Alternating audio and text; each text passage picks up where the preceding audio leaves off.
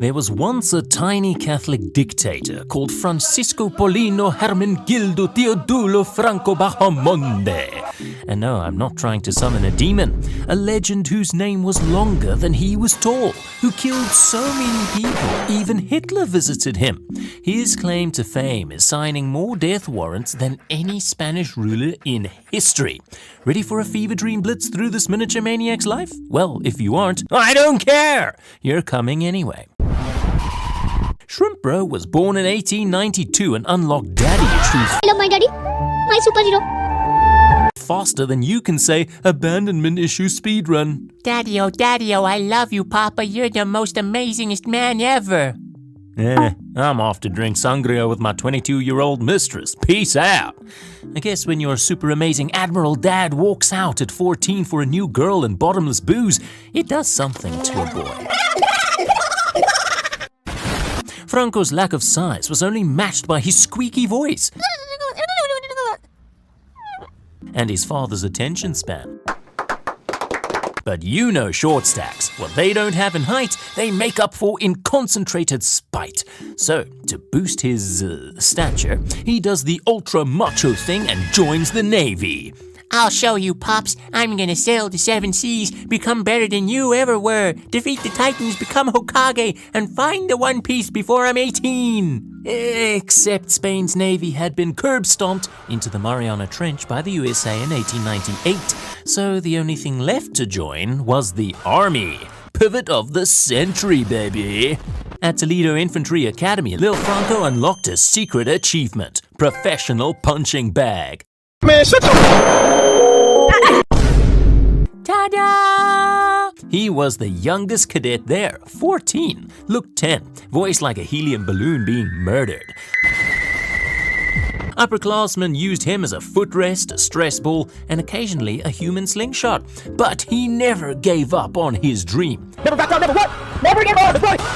I will become Hokage! Believe it. So he studied like his life depended on it. It did.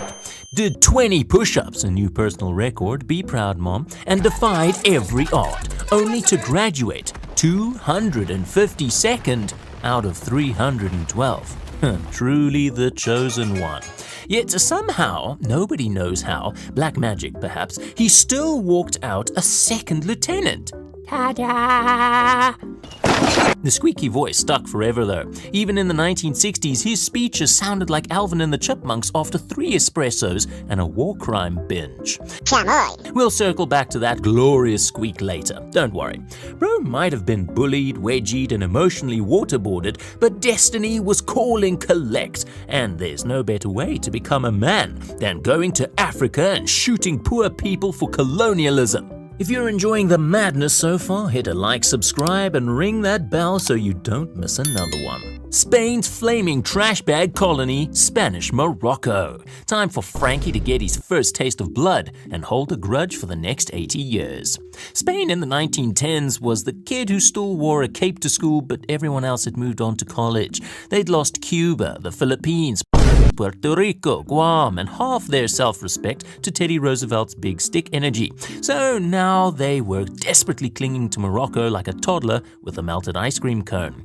Enter Franco, fresh-faced murder gremlin, volunteering for the absolute worst posting possible because pain equals gain, baby.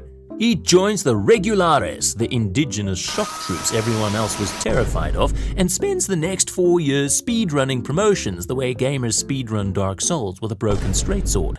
Ambush? His entire squad gets turned into red mist, but him? Bullet grazes his cheek. He just squeaks louder and charges. Kills so many Moroccans, he starts keeping score on his rifle stock like a psycho golfer. Then one glorious day in 1916, boom! A Moroccan sniper lines up the perfect belly shot. The bullet rips straight through Franco's intestines like God himself took a shot and yelled, "For!" Doctors poke the hole, shrug, and go full Shiroi Emiya. People die when they are killed.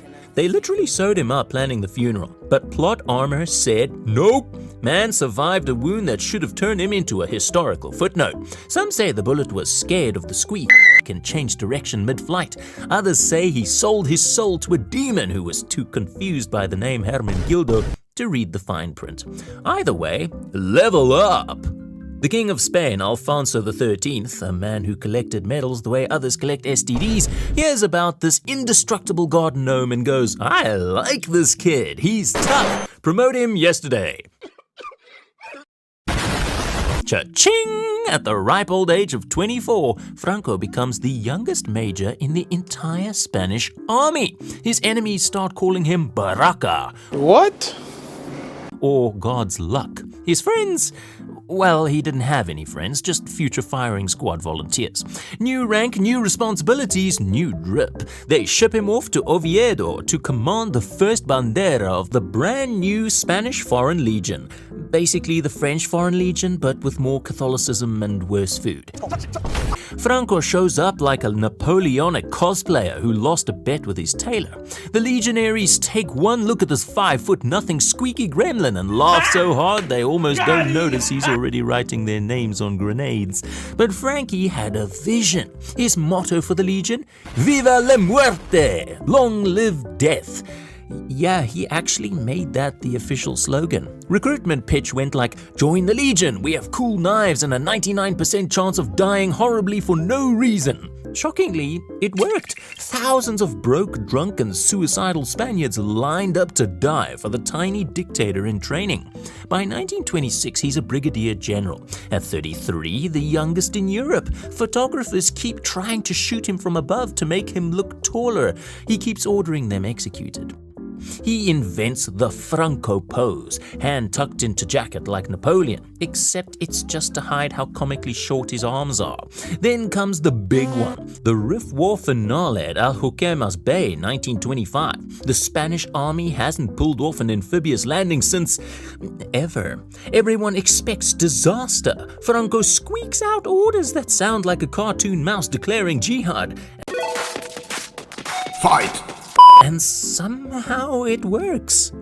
Nice. They smash Abd el-Krim's rebel army, take 0 prisoners on Franco's orders, and Spain finally gets to pretend it still has an empire for 5 more minutes. Medals rain from the sky. King Alfonso personally pins so much metal to Franco's chest, he starts walking like a constipated robot. Newspapers call him the Lion of the Rif. He hates it. Lions are big. He prefers the hyena of the Rif. Much more accurate. Small much? But Spain in the 1920s is a dumpster fire doing backflips into a bigger dumpster fire. Kings falling, republics rising, anarchists, communists, monarchists, everybody shooting everybody. Primo de Rivera's dictatorship collapses like a flan in a cupboard. Alfonso XIII yeets himself into exile faster than you can say royalty is cancelled. 1931, the Second Spanish Republic is born. Left-wing utopia on paper, chaotic clown car in practice. They look at Franco, now the shortest, angriest, most heavily medalled officer in the entire military, and go, "Yeah, this guy's dangerous. Park him in the Balearic Islands where he can't coup anyone." Big mistake. Huge. Franco spends 1931 to 1936 playing golf, writing passive-aggressive letters, and secretly meeting every right-wing nutjob with a uniform and a grudge. He's networking like a LinkedIn influencer who murders people for sport. Freemasons, Carlists, Phalangists, monarchists, angry landlords, the Catholic Church. Everybody who hates fun gets a Christmas card from Frankie. July 1936, the fuse is lit. Military uprising against the Republic. The Spanish Civil War explodes. It's like God dropped a match into a room full of fireworks and unresolved childhood trauma. Franco's in the Canary Islands, supposed to be exile, more like VIP planning suite. He hops on a rented plane called the Dragon Rapide. What? Yes, really. Flies to Morocco, takes command of the Army of Africa, the most brutal, battle-hardened murder machine on the planet, and starts shipping them to mainland Spain like it's Uber for fascists.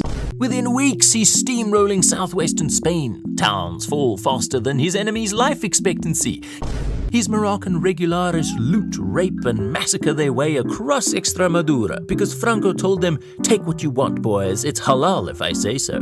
He signs the first of what will become hundreds of thousands of death warrants with the calm of a guy ordering tapas. Nationalist propaganda starts calling him Caudillo de España por la gracia de Dios, leader of Spain by the grace of God. He loves it, starts signing documents Franco, Caudillo, like he's branding cattle.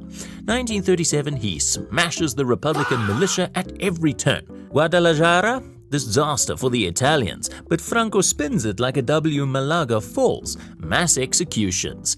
Bilbao Falls, mass executions.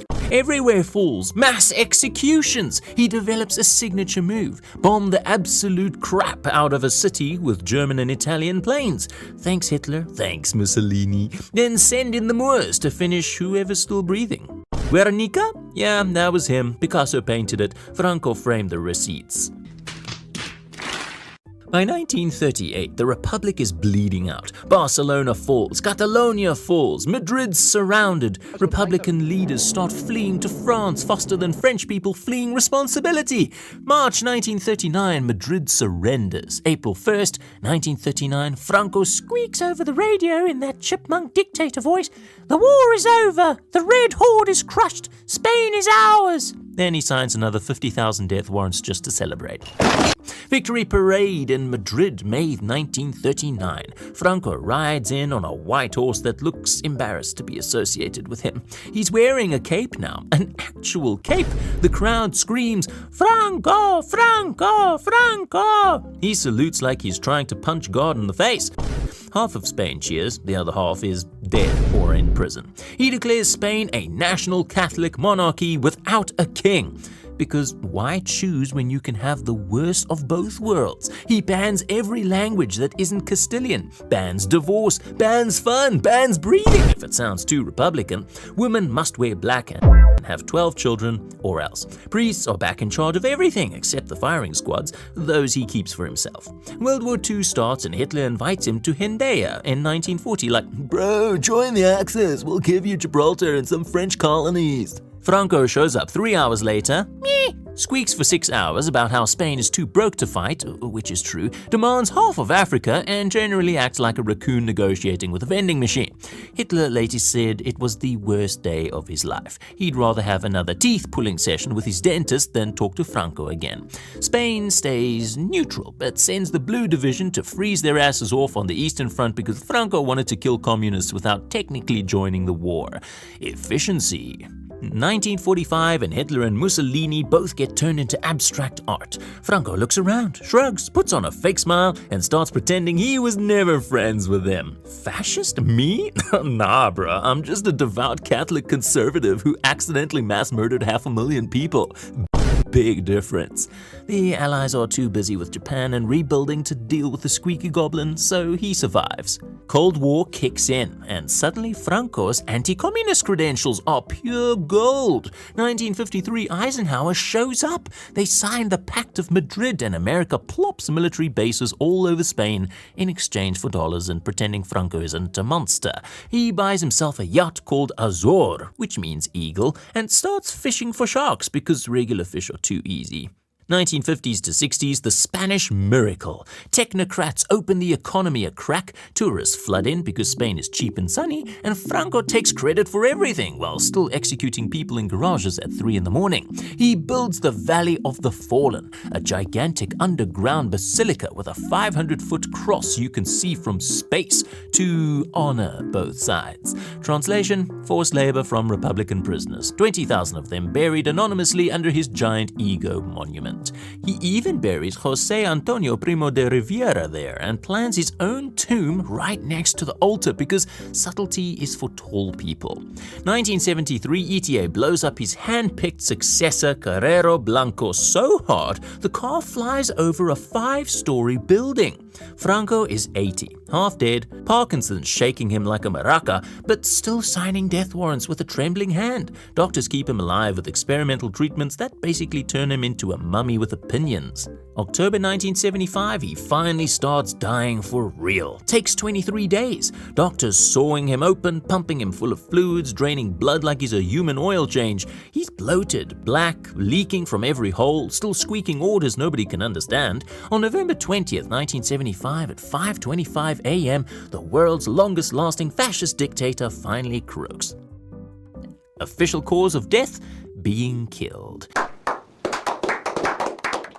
The demon who took his soul in 1916 shows up 40 years late, shrugs, and clocks out. Spain throws the biggest party since the Republic fell. People dance in the streets, pop champagne, make out with strangers. TV announcers read the news and you can hear him smiling. Franco's corpse lies in state and people file past trying not to laugh. He's buried in the Valley of the Fallen under a 1,500-kilo slab because they know damn well somebody's going to try dig him up and pee on him. They were right.